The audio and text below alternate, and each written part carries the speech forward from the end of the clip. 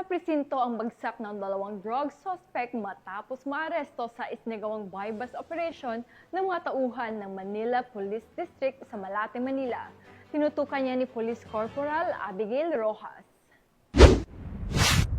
Arestado ang dalawang lalaki ng mga operatiba ng Station Drug Enforcement Unit ng Manila Police District sa isinagawang anti-illegal drug buy-bust sa kahabaan ng Adriatico Street, Barangay 711, Malate, Manila. Kinilala ang mga naarestong suspect na sina alias Jack, 19 na taong gulang at alias Choi, 18 taong gulang na kapwa mga residente rin ng nasabing lugar.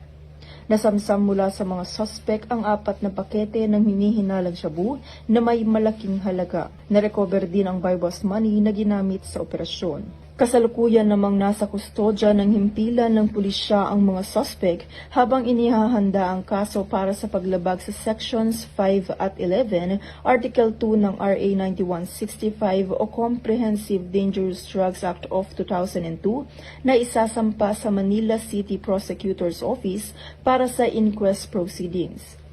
Patuloy ang maigting na kampanya ng Manila Police District kontra sa ilegal na droga upang mapanatili ang kapayapaan at kaayusan sa lungsod. Mula dito sa Metro Manila, ako po ang inyong PNN correspondent, Police Corporal Abigail Rojas, alagad ng batas, tagataguyod ng Balitang Pulis.